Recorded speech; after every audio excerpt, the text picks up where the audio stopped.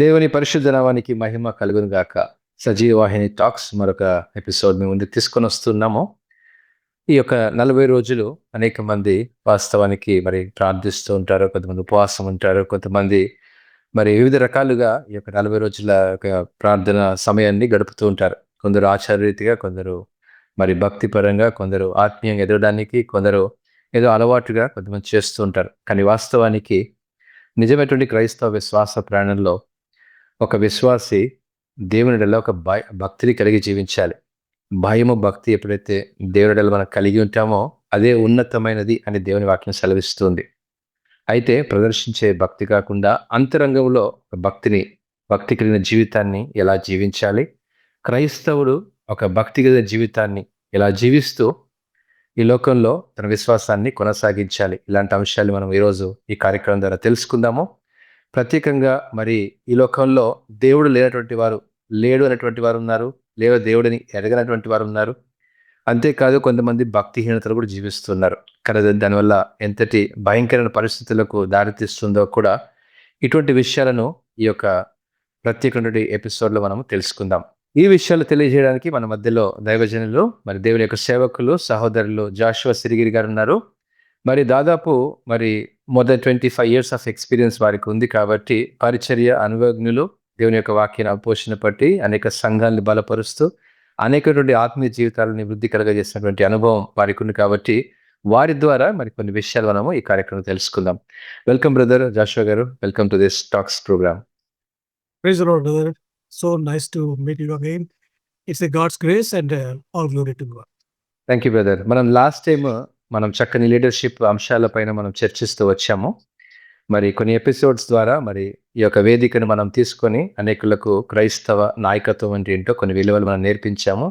చాలా మంది తెలుసుకున్నారు. మంచి రివ్యూస్ కూడా మనం ఆ కార్యక్రమం ద్వారా చూడగలిగాం. అయితే బ్రదర్, ఈ రోజు మనము ప్రత్యేకంగా మరి నిజమైనటువంటి భక్తి అంటే ఎలా ఉంటుంది? దేవునిడల what is good devotion that believer can show to God? క్రైస్తవుని భక్తి అంటే ఏంటో కొంచెం ఈ విషయాలు మీరు తెలియజేసిందిగా ఆశపడుతున్నాం బ్రదర్. ప్రప్రదంగా బ్రదర్, దేవుని యొక్క వాక్యంలో నుంచి పాత నిబంధనలో మొదటి ఆజ్ఞని గురించి ధ్యానం చేస్తే, నీ దేవుడని యెహోవాను నీ పూర్ణ హృదయంతో ఆయన సేవించాలి. పూర్ణ హృదయము, పూర్ణ ఆత్మ, పూర్ణ శక్తి, లేదా పూర్ణ వివేకం. మరి యేసు ప్రభు గారు కూడా నూతన నిబంధనలో మత్తయి సువార్త 22వ అధ్యాయంలో కూడా మనం చూస్తాము. నీ దేవుడైన యెహోవాను నీ పూర్ణ ఆత్మతో, పూర్ణ శక్తితో, పూర్ణ బలంతో నువ్వు ఆయనను ప్రేమించాలి అని. ఇంకో చోట సేవించాలి అని రాయబడి ఉంది. అంటే అర్థం ఏంటి అంటే, దేవుని ప్రేమిస్తే దేవుని యొక్క ప్రేమకు మనము ఒక రకం చెప్పాలంటే మనం రెస్పాండ్ చేయడానికి, లేకపోతే మన ప్రతిస్పందన ఏంటో దేవుడు కోరుకుంటున్నాడు. ఉదాహరణకు మన యొక్క మానవుని యొక్క జీవితంలో మానవుని యొక్క స్ట్రక్చర్ ఏ విధంగా ఉంది అంటే, 3 భాగాలుగా ఒక వ్యక్తి అంటే దేవుని స్వరూపంలో చేయబడ్డాడు. మొట్టమొదటిగా సోల్ అంటే ప్రాణం. ఈ ప్రాణము ఇది జీవించే ప్రాణం అయింది. ఎప్పుడు దేవుడి యొక్క ఆయన ఊదినప్పుడు మానవుడు జీవించే ప్రాణి అయ్యాడు. ప్రాణంతో కలిగిన వాడుగా ఉన్నాడు, జీవం. రెండవది ఆత్మ. ఈ ఆత్మ దేవుని స్వరూపం కలిగిన, అంటే ఈ ఆత్మల గురించి మనం అంటే చూడలేము. సోల్ అండ్ స్పిరిట్ రెండింటిని చూడలేము, కానీ దాన్ని అనుభవించగలం. అలాగనే మూడవ భాగం ఏంటంటే శరీరం. ఈ శరీరము, ప్రాణము, ఆత్మ, ఈ 3 ఉన్నప్పుడే మనము అంటే జీవించినంత కాలము మన జీవితంలో ఈ 3 ఉంటాయి. బయటికి కనబడేదేమో శరీరం, అంతరంగంలో ఉండేదేమో ప్రాణము, ఆత్మ. సైన్స్ ఆత్మను ఒప్పుకోదు. సైన్స్ అంటే ఒకవేళ మెడికల్ సైన్స్ కానీ ఎవరైనా కానీ ఒక వ్యక్తి చనిపోయాడు అంటే మనం ఏమంటామంటే, ఆత్మ దేవుడు స్వరూపంలో చేయబడింది కాబట్టి దేవుని దగ్గరికన్నా వెళ్ళాలి. ఒకవేళ ఆత్మ శుద్ధిగా లేకపోతే అది దేవునికి దూరంగా వెళ్ళాలి. వేరే ఒక ప్లేస్, సాతాను కోసం పెట్టిన ప్రదేశం, దాన్ని నరకం అంటారు. సో ఆ విధంగా వెళ్ళాలి. కానీ యేసు ప్రభువును రక్షకునిగా, ప్రభువుగా స్వీకరించిన వారి యొక్క ఆత్మ శుద్ధి చేయబడుతుంది.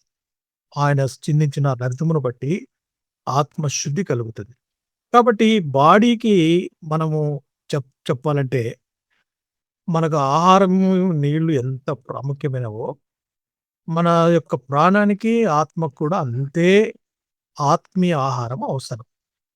మరి ప్రాణంలో ఏమున్నాయి అంటే ఒక రకంగా చెప్పాలంటే మైండ్, హార్ట్ అంటే మనస్సు, హృదయము అనే పదము వాడబడింది. అంటే అర్థం ఏంటంటే ఈ 2 కూడా కలిసి మన మనస్సులో మనం ఆలోచించే దాన్ని బట్టి అది హృదయంలో చేర్చబడుతుంది. అందుకే యేసు ప్రభు వారు కూడా తన యొక్క మాట చెప్పాడేంటంటే, మన యొక్క అంటే మైండ్‌కి ఏదైతే మనము దాన్ని గ్రహిస్తుందో, మన ఐస్ అది ఒక ద్వారం లాంటిది. మన కన్ను తేటగా ఉంటే శరీరం అంతా కూడా తేటమయం అంటే అది వెలుగుమయమై ఉంటుంది. మనం ఒకవేళ కన్ను అపవిత్రంగా ఉంటే మరి మన దేహం అంతా కూడా అపవిత్రంగా ఉంటుంది. అంధకారంతో నిండి ఉంటుంది అని ప్రభువు చెప్పాడు. అలాగనే హృదయం నిండుకున్న దాన్ని బట్టి మన నోరు మాట్లాడుతుంది అని ప్రభువే చెప్పాడు. మనము దాని గురించి అంటే ఈ మూడిటి గురించి చెప్పినప్పుడు మానవునిలో ఒక రకంగా చెప్పాలంటే ఒక తృష్ణ, ఒక ఆకలి ఉంటుంది. ఏమి ఆకలి అంటే ఆత్మకు సంబంధించిన ఆకలి. ఈ ఆత్మకు తృప్తి లేని కారణాన అంటే పాప క్షమాపణ లేని ఆత్మ అది రెస్ట్‌లెస్‌గా ఉంటుంది. అంటే ఒక అది దానికి నిలకడ, నెమ్మది అనేది తెలియదు. ఎందుకంటే సత్యాన్వేషణలో ఉంటుంది. కాబట్టి మానవుడు ఏది దానికి తనకు తృప్తి ఇస్తుందో అక్కడికి వెళ్ళడానికి ప్రయత్నం చేస్తాడు. ఉదాహరణకు ఈ ఆత్మ శుద్ధి కోసము మానవుడు అనేక మార్గాలు ఎంచుకున్నాడు. మొదటి నుంచి కూడా మనం చూస్తే భక్తి మార్గం గాని, జ్ఞాన మార్గం గాని, కర్మ మార్గం గాని మానవుడు అనేక రకాలుగా ఎంచుకున్నాడు. వీటన్నిటిని బట్టి దేవుని చేరుకోవాలనే వాని తపన. కానీ బైబిల్ గ్రంథంలో మానవుని యొక్క జీవితంలో వాడి ప్రయత్నాలన్నిటినీ దేవుడు ఎరిగినవాడై ఉండి, మానవుడు తన యొక్క మార్గాలను తను ఏర్పరచుకున్న మార్గాలన్నీ కూడా అవి సంపూర్ణమైనవి కాదు కాబట్టి దేవుడే ఒక మార్గాన్ని ఏర్పరిచాడు. అదే ప్రభువైన యేసుక్రీస్తు వారు. ప్రభువైన యేసుక్రీస్తు వారు మనకు ఈ లోకానికి రావడం ద్వారా అంటే ఆయన మన ప్రాణమును విమోచించాడు. మన ఆత్మను శుద్ధి చేశాడు. మన శరీరం అంటే పాపముతో పతనమై, శిథిలమైపోయే ఈ మెత్తమైన శరీరాన్ని దాన్ని మహిమాయుక్తమైన శరీరంగా అంటే మనం ఏదైతే ఆదామునందు కోల్పోయామో దాన్ని తిరిగి ఇవ్వడానికి యేసుప్రభు వారొచ్చారు. మళ్ళా ఒకసారి చెప్తాను. అందుకే పౌలు అపోస్తలుడైన పౌలు తెస్సలోనికీయులకు రాసిన పత్రిక 5వ అధ్యాయము 23వ వచనంలో ఒక బెనడిక్షన్ ఇచ్చాడు. బెనడిక్షన్ అంటే ఆశీర్వాదం. ఏం ఆశీర్వాదం ఇది అంటే నేను చదువుతున్నాను. మొదటి తెస్సలోనీయులకు 5వ అధ్యాయము 23వ వచనం.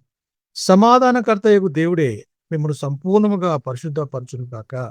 మీ ఆత్మయు, జీవమును, శరీరమును మన ప్రభువైన యేసుక్రీస్తు రాకడయందు నిందారహితముగాను, సంపూర్ణముగా ఉండునట్లు కాపాడబడును గాక. మిమ్మల్ని పిలిచువాడు నమ్మకమైన వాడు గనుక అలాగు చేయును. కాబట్టి దేవుని యొక్క ఆశీర్వాదం ఏంటంటే మన ఆత్మ, జీవము, ప్రాణం లేకపోతే మన శరీరాన్ని ఆయన నిందారహితంగా ఉంచాలని కోరుకుంటున్నాడు. రెండవదిగా సంపూర్ణంగా ఉంచాలని ఆయనే చేయగలడు. ఎవరైతే ఆయన సన్నిధికి రాగలుగుతారో, ఆయన వాక్యమును, ఆయన మాటలను వింటారో, ఎవరైతే తమ మనస్సులో ఆయనకు ప్రాధాన్యత ఇస్తారో, మన హృదయంలో ఆయనకు ప్రాధాన్యత ఇస్తారో, వారికి ఈ ఆత్మీయ క్షేమం కలుగుతుంది. అందుకే ఈ ఆత్మీయ క్షేమం కొరకు అంటే స్పిరిచ్యువల్ గ్రోత్ కొరకు ఈ ఉపవాసాలు లేకపోతే రిలీజియస్ యాక్టివిటీస్ జరుగుతూ ఉన్నాయి. సరే మనము ఈ భక్తి గురించి చెప్పాలంటే మనం భక్తి గురించి మాట్లాడుతున్నాం. దేవుడు మన దగ్గర నుంచి కోరేదేంటంటే మన భక్తి క్రియలన్నీ కూడా ఆయన దృష్టికి మురికి పేలికల్లాగా ఉన్నాయి అని రాయబడి ఉంది. అంటే మనం ఎంత మంచి క్రియలు చేసినా శుద్ధి లేని చేతులు, శుద్ధి లేని నోరు, శుద్ధి లేని హృదయము, శుద్ధి లేని ఆత్మ పరిశుద్ధమైన దాన్ని తీసుకురాలేదు. దేవునికి అంగీకారమైన యాగముగా అది ఉండదు.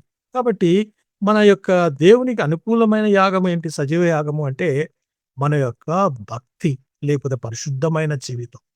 దాన్ని మనము ఒక రకం చెప్పాలంటే పౌలు మాటలో చెప్పాలంటే ఆయన రాస్తూ తిమోతి అనే తన యొక్క శిష్యునికి రాస్తూ మొదటి తిమోతికి రాసిన పత్రిక 6వ అధ్యాయము 6వ వచనంలో సంతుష్టి సహితమైన దైవభక్తి గొప్ప లాభ సాధనమై ఉన్నది. ఈ మాటను చాలా సార్లు మిస్‌కోట్ చేస్తూ ఉంటారు. సంతుష్టి సహితమైన దైవభక్తి కంటెంట్‌మెంట్ అంటే ఆత్మకు కంటెంట్‌మెంట్ అవసరం. ఇది ఎప్పుడొస్తుంది అంటే నిజంగా యథార్థంగా దేవుని సన్నిధిలో కనిపెట్టి వారికి దేవుని మాటను, స్వరమును విని అనుదినము ఆయన చేత నడిపించబడిన వారే ఇటువంటి సంపూర్ణమైన సంతుష్టికరమైన జీవితాన్ని జీవించగలరు. లేకపోతే వారికి ఎప్పుడు ఏదో ఒక తపన ఏముంటుందంటే, వారు కనబడాలని, వారి క్రియలు కనబడాలని, లేకపోతే వారు దేవుని కొరకు ఎంత భక్తి గలవారో ఇతరులు చూడాలని ప్రయత్నం చేస్తారు. ఎప్పుడైతే మన అంతరాత్మ దేవుని కొరకు కాకుండా, మన కొరకే మనం ప్రయత్నం చేసి, మన భక్తిని ప్రకటించడానికి ప్రయత్నం చేస్తే, అది కేవలము దేవునికి అయిష్టమైనది.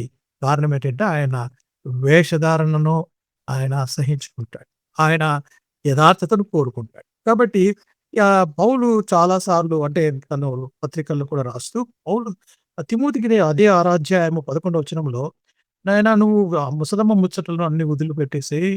తర్వాత నీవు నీతిని, భక్తిని, విశ్వాసంలోతో పాటు నువ్వు వెంటాడు. అంటే దాన్ని సంపాదించుకో. నీతి కావాలి, భక్తి కావాలి. భక్తి ద్వారా నీతి కావాలి." ఇంకో రకంగా చెప్పాలంటే మన పాత నిబంధనలో చూస్తే ఈ భక్తి అనే మాటకు భయభక్తులు అనే మాట 2 భయము, భక్తి. మన భక్తి అంటే భయము దేవుడు ఏదో కీడు చేస్తాడు. ఆయన ఒక మనం చేయకపోతే ఆయన మన మీద పడి మనల్ని నాశనం చేస్తాడు లేదా కీడు చేస్తాడు అనుకునే భయం కాదు.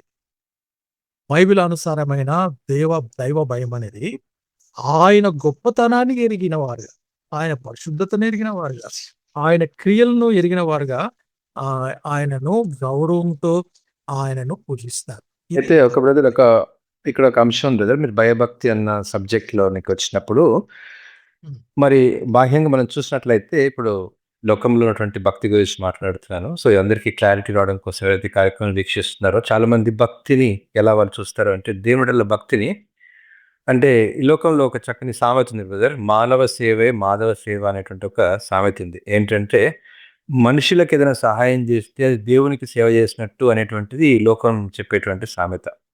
చాలా మంది యొక్క ఉద్దేశ్యం ఏంటంటే నేను మనుషులకు ఎవరికైనా నేను సహాయం చేశాను అంటే నేను దేవునికి సహాయం చేస్తున్నానని బాహ్యంగా వారు అంటే కొంతమంది పేదవారికి అన్నదానాలు చేస్తుంటారు. లేకపోతే ఆహారం పెడుతుంటారు. ఎవరికైనా బట్టలు కొనిస్తుంటారు. డబ్బులు ఇస్తుంటారు. లేదా సొసైటీలో కొన్ని మంచి మంచి పనులు చేస్తుంటారు. నేను మంచి పనులు చేస్తున్నాను కాబట్టి నేను భక్తిగా జీవిస్తున్నాను అనేటువంటిది బాహ్యంగా భక్తిని ప్రదర్శిస్తూ ఉంటారు.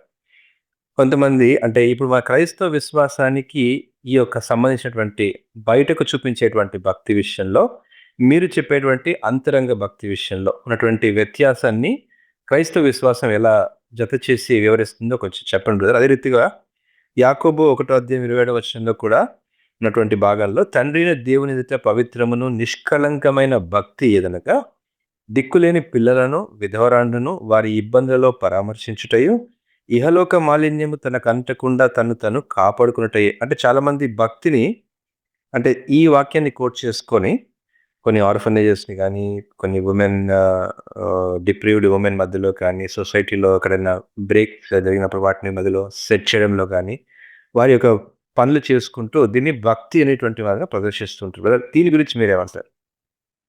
ఆ!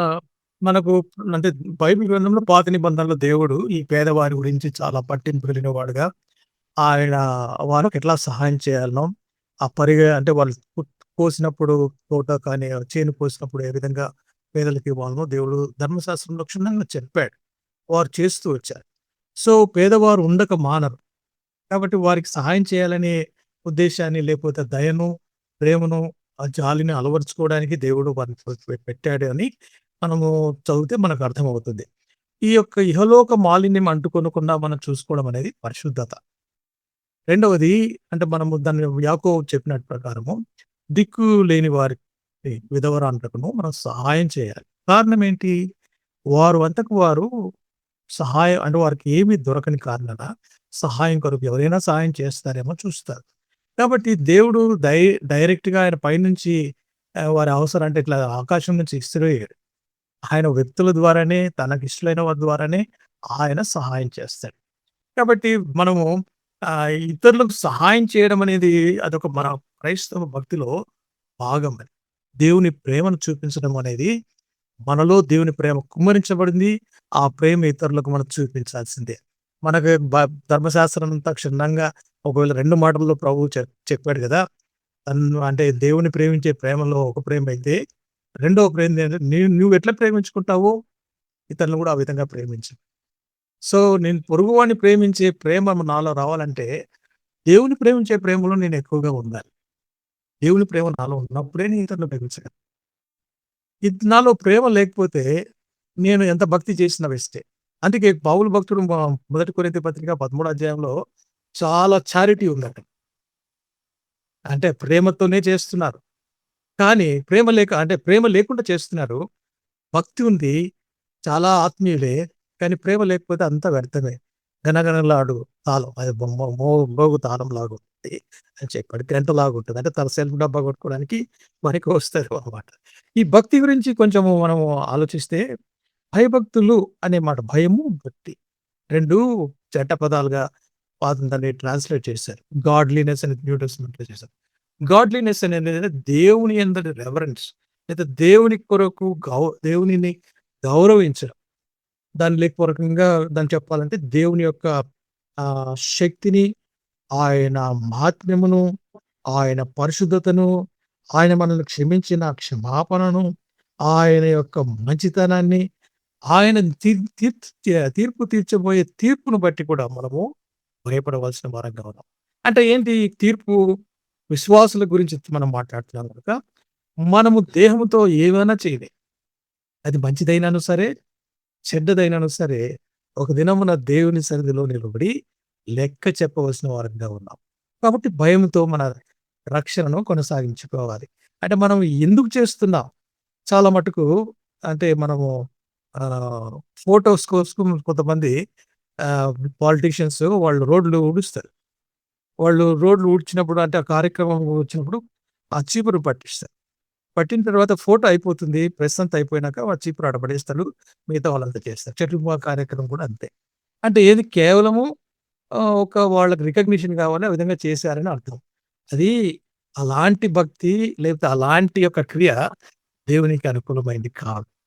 ఫర్ ఎగ్జాంపుల్ పౌలు భక్తుడు తనను అంటే ఒక దినాల్లో చివరి దినాల్లో ఉన్న ఒక భయంకరమైన విషయం ఏంటంటే, మనుషులు స్వార్థపరులు, మరి పెంకంలాడు వారు మాత్రమే కాదు, పైకి భక్తి ఉంటుంది.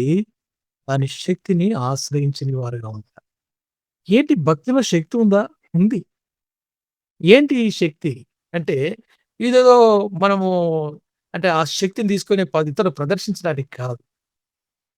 ఈ శక్తి దేవుని ద్వారా మనకివ్వబడి, ఇతరులకు ఆశీర్వాదకరంగా ఉండడానికి దేవుడు ముందువాడు. సంఘానికి కానీ, మనల్ని కానీ. కాబట్టి దేవుని యొక్క మంచితనాన్ని గురించి చెప్పాలంటే ఒక రకంగా సమూయేలు గ్రంథంలో ఒక మాట చాలా నాకిష్టమైన మాట ఇది. ఎందుకంటే ఈ మాటలు చదువుకున్నప్పుడు దేవుని ఎడల మనకు గౌరవం లేకపోతే ఆ యొక్క రెవరెన్స్ పెరగాలి. ఎందుకంటే మన జీవితంలో సంభవించేవన్నీ కూడా ఏదో అవి ఆహ్ అనుకోకుండా జరిగినవి కాదు. దేవుడి యొక్క ఉద్దేశం చొప్పున ఆయన మనకు అనుగ్రహించాడు. కాబట్టి సమూయేలు గ్రంథంలో 12 అధ్యాయంలో ఒక మాట చెప్తున్నాడు 24 వచనం. ఆయన మీ కొరకు ఎన్ని గొప్ప కార్యములను చేసెనో అది మీరు తలంచుకొని మీరు యెహోవా యందు భయభక్తులు కలిగి నిష్కపటులై పూర్ణ హృదయముతో ఆయనను సేవించుట ఆవశ్యకము. ఇట్స్ ఎ గ్రేట్ అంటే సమూయేలు దాన్ని క్లుప్తీకరించి ధర్మశాస్త్రాన్నంతా అంతటిని క్లుప్తీకరించి ఒక మాటలో చెప్పాడు. ఏంటి అర్థం అంటే, మీకు దేవుడు చేసిన కార్యాలు మర్చిపోయే మన మనస్తత్వం. కార్యాల్ని మర్చిపోతాం. కాబట్టి తలంచుకోవాలి. ఇది ఏమేమి కార్యాలు చేశాడో తలంచుకోవాలి. ఉదాహరణకు దావీదు భక్తుడు తన జీవితంలో జరిగిన సంఘటనలన్నీ తలపోసుకుంటూ 103వ కీర్తనలో నా ప్రాణమా యెహోవాను సన్నతించుము. ఆయన చేసిన ఉపకారములలో దేనిని మరువకుము అన్నాడు. అంటే మరిచే గుణం కలిగిన వారు. మరుపు మర్చకు మరో అంటే మర్చిపోకుండా ఆయన తలంచుకొని యెహోవా యందు భయభక్తులు కలిగి నిష్కపటులై పూర్ణ హృదయముతో ఆయన సేవించాలి. ఇది చాలా ఆవశ్యం. అంటే ఇది చేయాల్సిన పని. ఇది సమూయేలుతో మనము ఆ విధంగా చూస్తాం. అంటే మరి సొలొమోను ఒకవేళ మనం సొలొమోను గురించి అడిగితే సొలొమోను రాజు కూడా భయభక్తులుగా పెరిగాడు గానీ తను దేవుని భయాన్ని కోల్పోయాడు. తన యొక్క అంటే తన జీవితంలో చివరికొచ్చే లోపల చాలా అంటే తను భ్రష్టుడైపోయాడు. విశ్వాసంలో భ్రష్టుడైపోయాడు. దేవుని యందు నిరీక్షణలో భ్రష్టుడైపోయాడు. కారణం ఏంటి అంటే దైవ భయాలు. అంటే భక్తి ఉంది, భయం లేదు. అలాగనే ఆయన రాశాడు మంచి ప్రావర్బ్స్‌లో చాలా విషయాలున్నాయి భయభక్తుల గురించి. భయభక్తులు అంటే ఏంటంటే చెడుతనాన్ని విసర్జించడమే, భయభక్తులు కలిగి ఉంటే జీవపు ఊట అని, భయభక్తులు కలిగి ఉండడమే జ్ఞానానికి మూలము అని, భయభక్తుల గురించి చాలా విషయాలు ఆయన చెప్పాడు. కాబట్టి ఇదొక హెచ్చరిక. భయభక్తుల గురించి మనం మాట్లాడుతున్నాం గానీ, అనుదిన జీవితంలో అంటే నాకు నేను, మీకు మీరు వ్యక్తిగతంగా దేవునికి లెక్క చెప్పవలసిన వారంటాం. ఇది ప్రదర్శించడానికి కాదు. క్రైస్తవ భక్తి చూపించుకోవడానికి కాదు.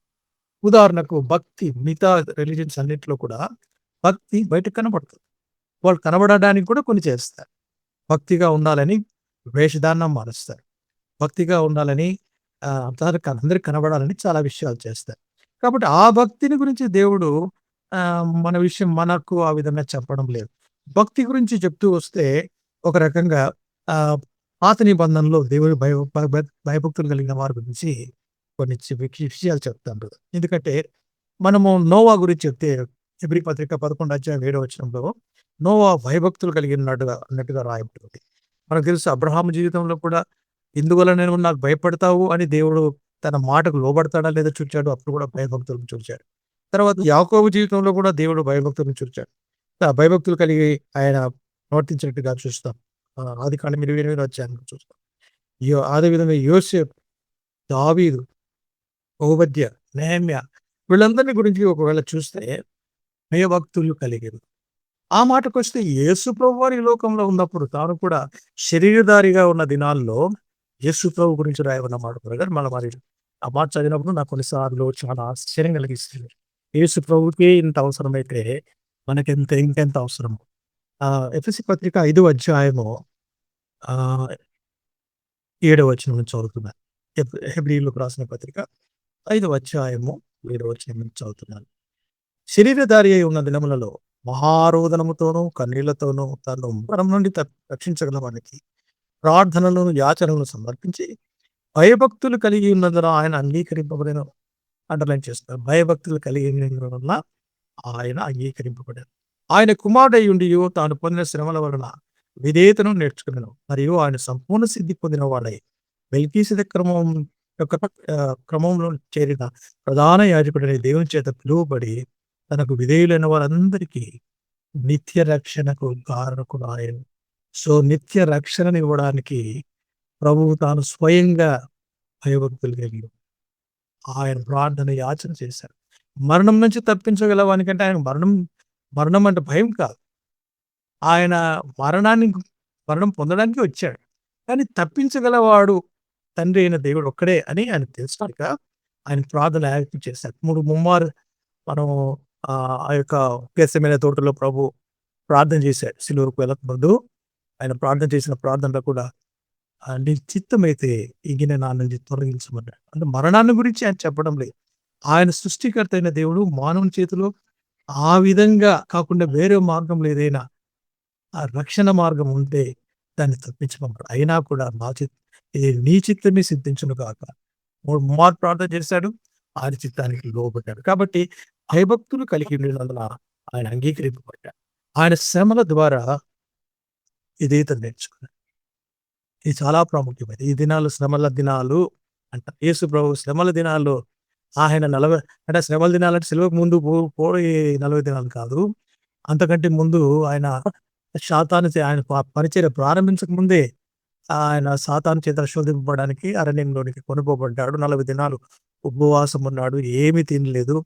ఆ తర్వాత ఆయన అంటే సాతాను వెళ్ళిపోయిన తర్వాత దేవదూతలు వచ్చి ఆయన పరిచర్య చేశారు అని రాయబడి ఉంది. కాబట్టి మనము ఈ యొక్క ఆత్మీయత లేకపోతే ఈ యొక్క భక్తి అనే గురించి చెప్పినప్పుడు ఇది ఆత్మకు, ప్రాణానికి సంబంధించింది అని చెప్పాను. ఈ రెండిటికి సంబంధించిన ప్రయారిటీ ఇచ్చినప్పుడు శరీరం కూడా లోబడాలి. మనకు అందరికీ మనకు తెలుసు ప్రార్థన చేయడం ఎంత ఇంపార్టెంట్. నా జీవితంలో కూడా నేను ఈ విషయంలో ఒప్పుకోవాల్సిందే. ప్రార్థన గురించి అనేక వేల పుస్తకాలు ఉన్నాయి. కానీ ప్రార్థన చేసేవాళ్ళు తక్కువైపోయారు. బైబిల్‌లో యేసుప్రభువే ప్రార్థన చేశాడు. యేసుప్రభు ఒక మాదిరి పెట్టిపోయాడు. కానీ ప్రార్థన అంటే మనకు చాలా చులకన అయిపోతుంది. మన ప్రభు ఎంత కృపను ఇస్తున్నాడంటే సర్వకృపానిధి యొక్క దేవుడు మనను ఆయన సన్నిధికి రాకపోయినా ఆయనతో మనం గడపకపోయినా చాలా సార్లు మనం ఓర్చుకొని తన కృపను మన ఎడల విస్తరింపచేస్తున్నాడు. ఉదాహరణకు కొత్త నిబంధనలో చెప్తాడు కదా! కొత్త నిబంధనలో కొన్ని విషయాలు చెప్తే వాళ్ళ గురించి కూడా భయభక్తులు కలిగి ఉన్నారు అని వ్రాయబడింది. ఉదాహరణకు సిమియోను అనే ప్రవక్త యెరూషలేములో ఉన్నాడు. అన్నా ప్రవక్తని ఆమె కూడా అంటే వాళ్ళు ఈ యొక్క మెస్సయ కొరకు ఎదురు చూస్తున్నారు. వాళ్ళ గురించి రాయబడిన మాట ఏందంటే భయభక్తులు కలిగి ఉన్నారు అని దేవుని యందు భయము, భక్తి వారికుంది. అధిక పరిశుద్ధాత్మ దేవుడు వారికి బయలుపరిచాడు. ఏం సంభవించబడుతుందో. అలాగే అపోస్తలుల కార్యం 10వ అధ్యాయంలో కొర్నేలియస్ అనే ఒక అన్యు అన్య అన్యం అన్యం నుంచి వచ్చిన వాడు కూడా భయభక్తులు కలిగి ఉన్నాడు. పేదలకు దానం చేస్తున్నాడు. అందుకే నీ ప్రార్థనలు వినబడ్డాయి. నీ ధర్మ కార్యాలు కూడా దేవుని సన్నిధికి వచ్చాయి అని రాయబడింది. ఆయన యొక్క ఉద్దేశం చూడండి భక్తి ఇక్కడ ఆయన అన్యుడే. ఆయన చేసే విధానం ఏముందంటే అది దేవుని సన్నిధికి పోవాలనే ఆశతో యథార్థంగా చేశాడు. కాబట్టి మన భక్తి నిష్కపటం నిష్కపటంగా ఉండాలి. అది దేవునికి అనుకూలంగా ఉండాలి. కాబట్టి దూతను పంపించాడు. కాబట్టి కొర్నేలి జీవితంలో కూడా మనం చూస్తాం. తర్వాత అననీయాస్ విషయంలో భయభక్తులు కలిగిన వాడు. ఆయన అపోస్తల కార్యం 13 అధ్యాయంలో చూస్తే దేవుడు ఆయనతో మాట్లాడడం ప్రారంభించాడు. ఒకడు సౌలు ఉన్నాడు. ఆయన నా కొరకు ఏర్పరచుకున్న సాధనం అని చెప్పి ఆయన పంపించాడు. తెస్సలోనిక సంఘం గురించి చెప్పబడిన మాట కూడా వారు భయభక్తులు కలిగిన వారు. అలాగనే అన్యుల జనుల నుంచి వచ్చిన చాలా మంది దేవుని అందరి భయభక్తులు వాళ్ళు కలిగి ఉంటారు. ప్రాబ్లం ఏంటంటే ఇక్కడ ఇప్పుడున్న క్రైస్తవ సమాజంలో ఏ భక్తిని వారు వదిలిపెట్టి వచ్చారో అదే భక్తిని మళ్ళా ఈ రూపంలో చేస్తే గాని వారు సాటిస్ఫై కావడం లేదు. కాబట్టి కొన్ని అన్య ఆచారాలు సంఘంలోనికి వచ్చేసాయి. అంటే ఒక రకం చెప్పాలంటే బై దేవుని వాక్యానుసారమైన భయభక్తి పక్కనకెళ్ళిపోయింది. ఆచారములతో, సంప్రదాయాలతో ఇదేదో మన యొక్క సంఘానికి ముడిపడి ఉంది అన్నట్టుగా దాన్ని చేస్తూ వస్తుంది. కాబట్టి దాన్ని ఎంతవరకు సమంజసమో వాళ్ళు దేవునికి లెక్క చెప్పుకోవాలి. ఎందుకంటే దేవుడికి అనుకూలమైన యాగముగా తమ శరీరాలను సమర్పించుకోవాలి. అది దేవుడు కోరేది. కాబట్టి మనం భక్తి గురించి చెప్తే ఈ భక్తిలో ఈ భక్తి ముసుగులో చాలా విషయాలు జరుగుతున్నాయి. అసలు డివోట్ అనే పదము వచ్చి పయస్ అనే పదము, లేకపోతే రిలీజియస్ అనే పదము, లేకపోతే సిన్సియర్ అనే. సిన్సియర్ అంటే ఏంది? యథార్థమైనది అని అర్థం. యథార్థంగా చేసేది దేవుడు అంగీకరిస్తాడు. ఇది భక్తి. కాబట్టి ఈ భక్తి భయముతో కూడుండాలి. భయము దేవుని యందలి భయం ఏంటంటే ఇది దేవుడు చేసిన మేలును బట్టి, దేవుడు యొక్క ఆయన యొక్క వ్యక్తిత్వాన్ని బట్టి, అంటే ఆయన యొక్క పరిశుద్ధతను బట్టి, ఆయన మహాత్మ్యమును బట్టి, ఆయన అంటే మనం క్షమించిన విధానాన్ని బట్టి, ఆయన శక్తిని బట్టి, ఆయన మంచిదని అంటే ఆయన క్యారెక్టర్‌ని బట్టి మనము భయపడాలి. రెవరెన్స్. ఉదాహరణకు మనకు అర్థం కావడానికి ఇప్పుడున్న జనరేషన్‌కి వాళ్ళకి అర్థం కాకపోవచ్చేమో గానీ, అంటే లేటెస్ట్ జనరేషన్‌కి తల్లిదండ్రుల మీద గౌరవం లేదు. చాలా మటుకు. అంటే అందరిని అనడం లేదు. తల్లిదండ్రులు ఏదో ఏటీఎం మిషన్స్ అయిపోయాయి. వారిలో కొంతమంది చాలా తల్లిదండ్రులను వాళ్ళు ఎట్లా బ్రతుకుతున్నారంటే క్రైస్తవ కుటుంబాల్లో కూడా ఏమాత్రం కృతజ్ఞత లేదు. కృతజ్ఞత లేని వారు తల్లిదండ్రులకు అవిధేయులు. ఇది చివరి దినాల యొక్క మనము చివరి దినాల్లో జరిగే సంఘటనలు ఇవి. కాబట్టి పిల్లలు ఒకవేళ నిజంగా తెలుసుకున్నప్పుడు వారి తల్లిదండ్రులు వారి విషయంలో తీసుకుంటున్న శ్రద్ధను, వారి యొక్క క్రయాన్ని సాక్రిఫైస్‌ని వారు చూసినప్పుడు they will love their father. They love their mother. వాళ్ళకొచ్చే గ్రాటిట్యూడ్ ఎలా ఉంటుంది? భయపడతారు. తల్లి దగ్గర మాట్లాడి చాలా వినయంతో అంటే వాళ్ళకి యాక్సెస్ ఉంది. కానీ వారిచ్చే గౌరవము అది భక్తితో కూడింది కావు. ఇది ఒక మానవుని ఎడల అంటే కృతజ్ఞతతో కలిగిన ఈ యొక్క భక్తి భావము దేవుని ఎడల చూచినప్పుడు ఇంకా ఎక్కువగా దేవుడు కోరేది అదే. కాబట్టి మనము భక్తి గురించి మాట్లాడితే కొత్త నిబంధన భక్తి ప్రకారము ఇది సంతృష్టి సహితమైన భక్తిగా తృప్తి కలిగిన భక్తిగా ఉండాలి. కంటెంట్‌మెంట్ ఆఫ్ గాడ్లీనెస్ అంటే godliness should be a contentment. ఇది దేవుని అంటే తృప్తి కలిగిన వారుగా ఉండాలి. దేవుడిచ్చిన దాన్ని ఇప్పుడు భక్తి లేని జీవితము భక్తిహీనత అంటాం. ఇప్పుడు భక్తి భయభక్తుల గురించి మాట్లాడాము. భక్తి గురించి మాట్లాడాము. ఇప్పుడు భక్తిహీనత గురించి భక్తిహీనత అంటే ఏంటంటే, ఒక రకంగా చెప్పాలంటే, దేవుడు లేడు అనుకునే వాడికి ఇంక భక్తి అవసరం. కాబట్టి వాడి హృదయంలో ఏమనుకుంటాడు? దేవుడు లేడు వాడిని దేవుడు ఏమన్నాడంటే బుద్ధిహీనుడు అన్నాడు. బుద్ధిహీనులు తమ హృదయంలో దేవుడు లేడని. కాబట్టి వారికి భక్తి ఉండదు. ఈ భక్తి లేని కారణాన వాని జీవితంలో వానికి గమ్యము, గురి ఉండదు. వానికి తెలుసు దేవుడు ఉన్నాడని తెలుసు. కానీ వాని యొక్క వ్యక్తిగత జీవితంలో దేవుడు లేడు అంటే వాడి పాపమును బట్టో, లేకపోతే వాని క్రియలను బట్టి దేవుని దగ్గరికి రాడు. యేసు ప్రభువు నికోదేముతో చెప్పిన సందర్భంలో సత్యవర్తనుడైతే వెలుగునొద్దకు వస్తాడు తన క్రియలు కనబడినట్టు. అదే అతిక్రమం చేసేవాడు, దుష్క్రియలు చేసేవాడు వెలుగునొద్దకు రాడు. ఎందుకంటే అవన్నీ బయటపడతాయి వెలుగులోకి వస్తే. కాబట్టి భక్తి అనేది ఏం చెప్పాలంటే దేవుని సన్నిధికి, దేవుని దగ్గర. ఉదాహరణకు మనం ఇప్పుడు ఒక రకంగా చెప్పాలంటే భక్తి మార్గము అనే కొన్ని ఉన్నాయి. కృష్ణ కాన్షియస్ గాని, ఈ తులసీదాస్ గాని, మీరాబాయి గాని, మన భారతదేశంలో చూస్తాం భక్తి మూవ్‌మెంట్‌లో వాళ్ళు చాలా ఫేమస్‌గా ఉన్నారు. వారి తన్మయులై పాటల ద్వారా వాళ్ళు డాన్స్ అంటే దేవుని కోసం చేస్తారు. వారు సిగ్గు, అవమానం పొందరు. వాళ్ళు అంటే ఆ విధంగా భావించరు. దేవుని కోసం చేస్తున్నాము అనుకుంటారు. కాబట్టి ఈ భక్తి ఈ దినాల్లో ఆహ్, క్రమక్రమంగా మన క్రైస్తవ సంఘాల్లో కూడా వచ్చేస్తుంది. అంటే అర్థం ఏంటంటే ఈ భక్తిని చూపించుకోవడానికి చాలా ప్రయత్నాలు జరుగుతూ ఉన్నాయి. ఉదాహరణకు దేవుడు ఈ భక్తి గురించి చెప్తూ అంటే మన భక్తులు కొన్ని కొన్ని విషయాలున్నాయి. ఒకటి ఉపవాసము, ప్రార్థన, సహవాసము, తర్వాత దేవుని కొరకు సాక్ష్యం ఇవ్వడం, విట్నెస్. ఈ 4 విషయాలు చాలా ప్రాముఖ్యమైనవి. అంటే మన వ్యక్తిగత జీవితంలో, విశ్వాస జీవితంలో, క్రైస్తవ విశ్వాస జీవితంలో ఉండవలసిన ప్రాముఖ్యమైన ఈ 4 విషయాలు తప్పకుండా ఉండాలి. 40 రోజులు ఉంటే లాభం లేదు.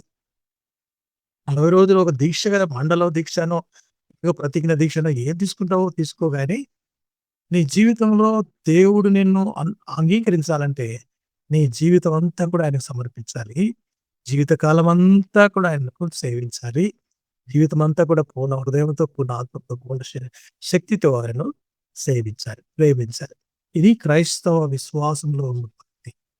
అంటే మీరు ప్రాముఖ్యమైన విషయం మత్తయి సువార్త 22 ఈ యొక్క వచనాన్ని మీరు కోట్ చేసినట్టు, అందుకైనా నీ పూర్ణ హృదయముతోను, నీ పూర్ణ ఆత్మతోను, నీ పూర్ణ మనస్సుతోను నీ దేవుడైన ప్రభువును ప్రేమింపవాలన్నాడు. అంటే భక్తి devotion is rooted in love. It's not an obligation. కాబట్టి ఆయన ప్రేమలో జత చేస్తున్నాడని ఒక పాయింట్. మరి సాధారణంగా మనం ఇందాక మీరు చెప్పినటువంటి పాయింట్‌లో చాలామంది భక్తిని కొన్ని రిచువల్స్‌కి, కొన్ని రూల్స్‌కి, లేకపోతే కొన్ని రిలీజియస్ ప్రాక్టీసెస్‌కి జత చేస్తూ అంటే ఆ దినాల్లో కూడా భక్తిని ప్రదర్శించినటువంటి ఆ దినాల్లో కూడా శాస్త్రులు, పరిసయ్యులు కూడా ఈ యొక్క రిచువల్స్‌కి గాని, రిలీజియస్ ప్రాక్టీసెస్‌కి ముడిపెట్టారు. కానీ యేసుక్రీస్తు ప్రభువారు ఒక ఆజ్ఞగా ఇచ్చాడు. నిన్ను వలె నీ పొరుగువారిని ప్రేమించమనేటువంటి ఒక రెండో ఆజ్ఞగా కూడా ఇచ్చాడు. భక్తిని ప్రేమకు జత చేస్తూ Jesus teaches the devotion. I mean he starts with love. కానీ ఇక్కడ మనము ఈ పాయింట్‌లో brother when we have the devotion, మనకి ఎప్పుడైతే భక్తి కలిగిన జీవితం మనకు ఉంటుందో, our actions and priorities will change. So అవి వాటిని మనం ఏదైనా కొంచెం ఫోకస్ చేసి what is our priority in our life when we have the devotion, అంటే మనం భక్తి కలిగి జీవించేటువంటి జీవితంలో మనకు ప్రాధాన్యత దేని మీద ఇవ్వాలి? అబ్సల్యూట్‌లీ అక్కడికి మనం అంటే రావాలి. భక్తి అనేది ఏంటి అంటే your priority. What is your priority for your life? దేవుడు ప్రయారిటీ అయితే అది భక్తి ఉన్నట్లు లెక్క. సింపుల్. మనం సింప్లిసిటీలో చెప్పాలంటే అది ఈ భక్తి కూడా సద్భక్తి కలిగి ఉండాలి. మంచి భక్తి. మీరన్నట్టుగా నిష్కలంకమైన భక్తి అది 2 రకాలుగా ఉంది. ఒకటేమో వ్యక్తిగతంగా ఇహలోక మాలిన్యం అంటుకోకుండా ఉండాలి. రెండవదిగా పేదవారైన అంటే సహాయకులు ఎదురు చూసే తల్లిదండ్రులు లేని పిల్లలు, విధవరాండ్రను వారి యొక్క బాధల్లో పరామర్శించాలి. వారికి సహాయం చేయాలి. తర్వాత పేతురుని ఒకవేళ మనం అడిగితే కూడా పేతురు పత్రికలో కూడా ఒక మంచి మాట ఉంది కదా! పేతురు రాసిన రెండవ పత్రిక పేతురు రాసిన 2వ పత్రిక మొదటి అధ్యాయము 6-7 వచనాల్లో కొన్ని విషయాలున్నాయి. అక్కడేముందంటే విశ్వాసమందు గురించి చెప్తూ విశ్వాసంలో ఏమేమి ఉండాలంటే చాలా విషయాలున్నాయి. జ్ఞానము, ఆశా నిగ్రహము, సహనము అని చెప్తూ సహనం నందు భక్తిని అని ఉంటుంది. ఆశా నిగ్రహం నందు సహనమును, సహనం నందు భక్తిని, భక్తి యందు 8వ వచనం 7వ వచనం. భక్తి యందు సహోదర ప్రేమను, సహోదర ప్రేమ యందు దయను అమర్చుకోవాలి. సో, ప్రేమ ఒక రకంగా చెప్పాలంటే పర్యాయ పదాలు ప్రేమలో దయ ఉంటుంది, జాలి ఉంటుంది, కనికరం ఉంటుంది. ప్రేమ కార్యం నెరవేరుస్తుంది. ఊరికే ఐ లవ్ యూ అంటే కుదరదు. లేదా ఐ లవ్ గాడ్ అంటే కుదరదు. నువ్వు దాన్ని వ్యక్తీకరించాలి. ప్రేమను చూపించాలి. దేవుడు చూపించాడు. మనల్ని ఎంతో ప్రేమించి తన కుమారుడైన యేసుక్రీస్తుని మన కొరకు ఉపమానంగా పంపించాడు. సో, ఆయన ప్రేమ దీంట్లో దాగి ఉంది. కాబట్టి దేవుడు ఇక్కడ ప్రభువు చెప్పే మాట అంటే భక్తి యందు సహోదర ప్రేమ చాలా అవసరం. ఈ ప్రేమ ఎటువంటిది ఉండాలంటే దయ కలిగి ఉండాలి. ప్రేమలో కూడా దయ ఉండాలి. అంటే ఇది కొన్నిసార్లు త్వరగా చదువుకొని వెళ్ళిపోతాం కానీ ప్రేమిస్తాం కానీ దయ ఉండదు మన దగ్గర. ప్రేమించి వాళ్ళని తీర్పు తెచ్చేస్తాం. కానీ ప్రేమలో దయ అవసరం. దయదలచాలి. మనలాంటి వారు చేసినప్పుడు వారికి కూడా మనము చెప్పగలగాలి. కాబట్టి ఇవన్నీ విస్తరిస్తే యేసుక్రీస్తునందు కూర్చున్న అనుభవ జ్ఞానంలో మనల్ని అవేం చేస్తాయంటే సోమరులుగా చేయవు, నిష్ఫలులుగా అవ్వవు. అంటే ఫలితం లేని వారుగా ఉండము. మన జీవితంలో ఫలభరితంగా ఉంటాం. సోమరులుగా కూడా ఉండం. ఈ 2 విషయాలు. భక్తి చాలా విషయాల్ని అంటే డిసిప్లిన్ అది. స్పిరిచ్యువల్ డిసిప్లిన్ మనం కలిగి ఉండాలి. స్పిరిచ్యువల్ డిసిప్లిన్ ఏంటి? మళ్ళా మొదటిగా వస్తుంది. మన జీవితంలో దేవునికి ప్రాధాన్యత ఇవ్వాలి. దేవునితో సంభాషించాలంటే ఏం చేయాలి? ప్రార్థన చేయాలి.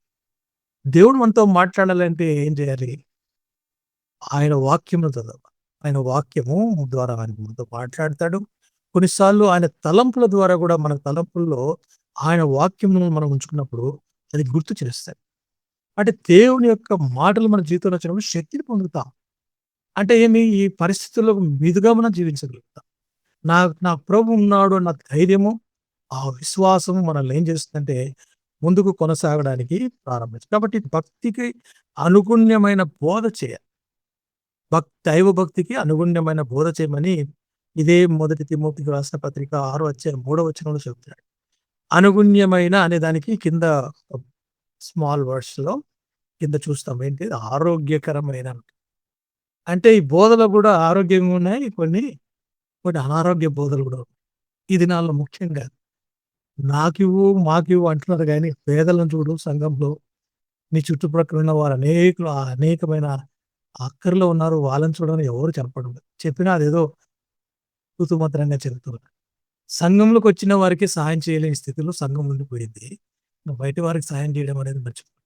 బ్రదర్ ఇప్పుడు ఇక్కడ ఒక పాయింట్ నేను తీసుకొని రావాలని ఆశపడుతున్నాను బ్రదర్. మనము తెస్సలోనికే రాసిన పత్రిక మొదటి పత్రిక 5వ అధ్యాయం 23వ వచనంలో మనం చదివినటువంటి మాటలో మీ ఆత్మయు జీవమును శరీరమును మన ప్రభువైన యేసుక్రీస్తు రాకడ యందు నిందారహితముగాను సంపూర్ణమై ఉన్నట్లు కాపాడబడును గాక అన్నాడు. అంటే ఆయన రాకడ సమీపంగా ఉంది కాబట్టి భక్తి కలిగిన జీవితాన్ని జీవించమని అక్కడ అపోస్తలుడైన పౌలు ఎఫెసీయుల సంఘానికి ప్రాధేయపడుతున్నాడు. పేతురు కూడా 2వ పత్రిక 3వ అధ్యాయం బ్రదర్. పేతురు రాసిన 2వ పత్రిక 3వ అధ్యాయం 11వ వచనంలో ఇక్కడ పేతురు కోట్ చేస్తున్నాడు బ్రదర్. ఇవన్నీయు ఇట్లు లయమైపోవును గనుక ఆకాశములో రవులుకొని లయమైపోవునట్టు పంచభూతములో మహావేంద్రముతో కరిగిపోనట్టు దేవుని దినపు రాకడ కొరకు కనిపెట్టుచు దాన్ని ఆశతో అపేక్షించుచు మీరు పరిశుద్ధమైన ప్రవర్తనను భక్తితోనూ ఎంతో జాగ్రత్త గలవారై ఉండాలి. అంటే దేవుని రాకడ అతి సమీపంగా ఉంది కాబట్టి మనము పరిశుద్ధంగా జీవిస్తూ భక్తి కలిగిన జీవితాన్ని జీవించాలనేటువంటిది కూడా ఇద్దరు, అటు పౌలు ఇటు పేతురు ఇద్దరు కూడా మరి బ్యాలెన్స్డ్ డివోషన్ గురించి మాట్లాడుతున్నారు. సో మనం ఇలా సిద్ధపడవు రాకడ కొరకు ఈ రీతిగా కొంచెం ఇక్కడ కొన్ని టిప్స్ మీరు చెప్పగలుగుతారా? పరిశుద్ధత భక్తి 2 కలిగి ఉండి రాకడ కొరకు ఎలా సిద్ధపడాలి? పరిశుద్ధత అనేది మన వరకు మనం పరిశుద్ధులం కాలేము. అది మనకు తెలుసు. అది కేవలము విశ్వాసం ద్వారా యేసుప్రభు యొక్క రక్తమును బట్టి మనం కడగబడి పరిశుద్ధులుగా చేయబడ్డాం. పరిశుద్ధులుగా ఉండడానికి పిలువబడ్డాం.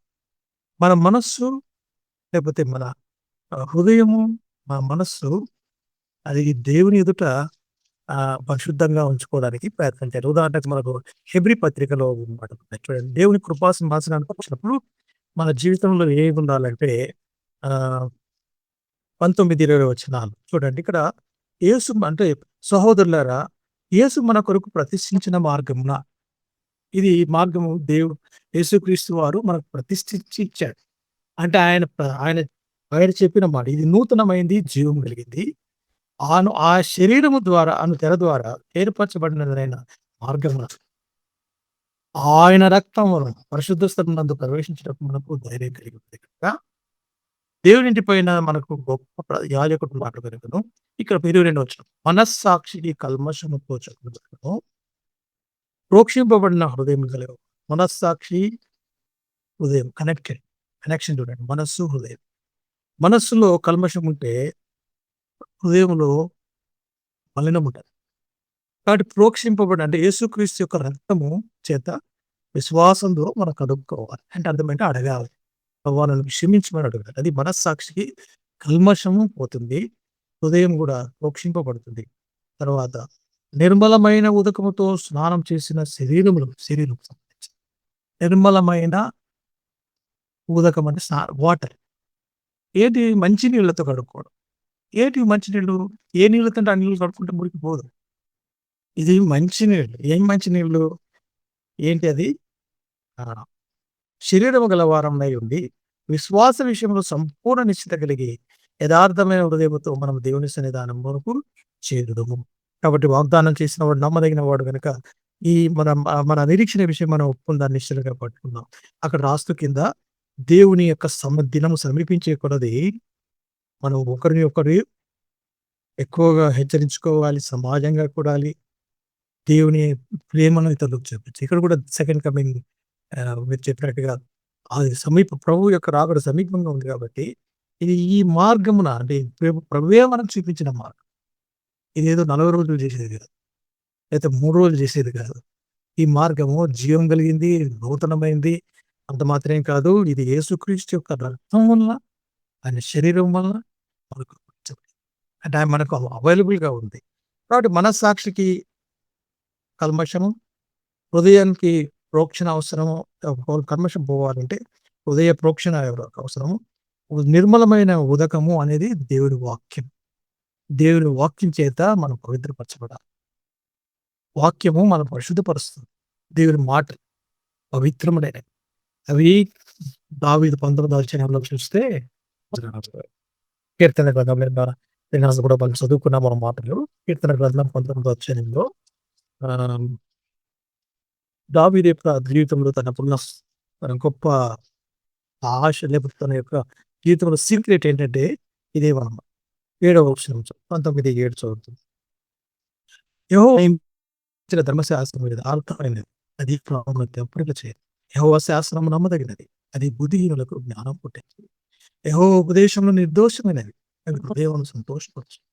యెహోవా ఏర్పరిచిన ధర్మము నిర్మలమైనది, అది కనులకు వెలిగించు. యెహోవా యందు భయము పవిత్రమైనది, అది నిత్యం రక్షణ. యెహోవా న్యాయ విధులు సత్యమైనవి, అవి కేవలము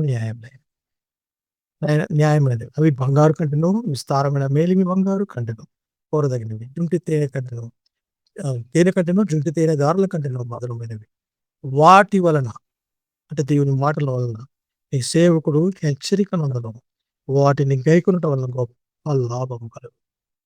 ఈయన ప్రభు సన్నిధిలో ఒప్పుకుంటున్నాడు ఏంటంటే దేవుని యొక్క సన్నిధిని కోరుకుంటున్నాడు.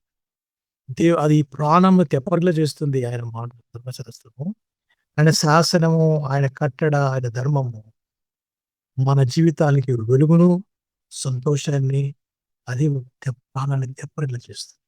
ఇంకా మాట చెప్తే ఇది బాడీకి సంబంధించిన టేస్ట్ గురించి చెప్తున్నాడు. తేనె కంటేను, జుంటి తేనె దారుల కంటేను మధురమైన. సో తేనెను ఎవరు ఇష్టపడరు. తేనె యొక్క మాధుర్యాన్ని కావాలనుకుంటాం. కాబట్టి వాటి వలన మనం తీసుకుంటే హెచ్చరిక అవుతుంది. లాభం గొప్ప లాభం. అందుకే ఆహ్, ఇక్కడ లాస్ట్‌లో 14 అందరికి బాగా మనకు తెలిసేదంటే ఆహ్, యెహోవా నా ఆశ్రయదుర్గమా, నా విమోచకుడా, నా నోటి మాటలలో నా హృదయ ధ్యానమును నీ దృష్టికి అంగీకారమగును గాక. ప్రార్థనలో తన యొక్క హృదయ ధ్యానాన్ని జ్ఞాపకం చేసుకుంటాం. దేవుని దృష్టికి అంగీకారమేది. ఎప్పుడు అంటే ఆయన వాక్యమును మనము ధ్యానించాలి. ఆయన వాక్యమును నెమరువేసి ఆయన వాక్యములో మనము జీవించినప్పుడు, వాక్యానుసారంగా జీవించినప్పుడు మనము లాభం పొందుతాము. దేవుని కొరకు సాక్షులుగా ఈ హెచ్చరికలను పొందుతాం. Yes. Nice brother. Thank you very much. So, చక్కని విషయాలు మీరు ఈ యొక్క ఎపిసోడ్‌లో మీరు తెలియజేశారు బ్రదర్. మరి క్రైస్తవుని భక్తి అనేటువంటి అంశంలో మనము చాలా ప్రాముఖ్యమైన విషయాలు మనం తెలుసుకున్నాము. కాబట్టి మనము కన్‌క్లూడ్‌గా ఈ యొక్క మరి సబ్జెక్ట్‌ని ఒకసారి మనం జ్ఞాపకం చేసుకున్నప్పుడు, దేవుని యొక్క రాకడ అతి సమీపంగా ఉంది. కాబట్టి బాహ్యంగా ప్రదర్శించేటువంటి భక్తి కాదు గానీ, మనకు అంతరంగంలో క్రీస్తు యొక్క ప్రేమను కలిగినటువంటి జీవితాలుగా, మొదట దేవునికి స్థానం ఇచ్చేటువంటి భక్తి కలిగిన జీవితంలో దేవుని యొక్క ఆజ్ఞలను పాటించడమే ఆయన ప్రేమించడము అని వ్రాయబడిన రీతిగా ఆయన ఆజ్ఞకు లోబడి అనుసరించేటువంటి జీవితాలుగా ఒక అడుగు ముందుకు వేద్దాం. మరి ఈ ఎపిసోడ్ ద్వారా నిజమైనటువంటి క్రైస్తవ భక్తి అంటే ఏంటో మీరు చాలా విషయాలు తెలుసుకోవాలని ఆశపడుతున్నాను. కాబట్టి మరి మన మధ్యలో ఇంతవరకు మరి దేవుని యొక్క సేవకులు జాషువా గారు మీరు చక్కని విషయాలు తెలియజేశారు బ్రదర్. మీ అందరికీ మీకు ప్రత్యేకంగా వందనాలు తెలియజేస్తున్నాను. మరి కార్యక్రమం ఎవరైతే వీక్షిస్తున్నారో వారందరికీ కూడా ప్రత్యేకంగా వందనాలు తెలియజేస్తూ మరొక ఎపిసోడ్‌తో ముందుకొస్తాము. మరి రాబోయే ఎపిసోడ్స్‌లో మరి చాలా ప్రాముఖ్యమైన విషయాలు మీ దగ్గర తీసుకురావాలని ఆశపడుతున్నాము. నిజమైనటువంటి ఉపవాసము అంటే ఏంటి? ఏ రీతిగా ఉపవాసము కలిగి జీవించాలి? వాటి విషయాలు మనం తెలుసుకుందాం. కాబట్టి చూస్తుండండి, వీక్షించండి. ఈ యొక్క ఛానెల్‌ని కూడా మీరు ఫాలో అవుతున్నందుకు మీకే కృతజ్ఞతలు తెలియజేస్తూ మీ అందరికీ యేసుక్రీస్తు నామములో praise the Lord and shalom.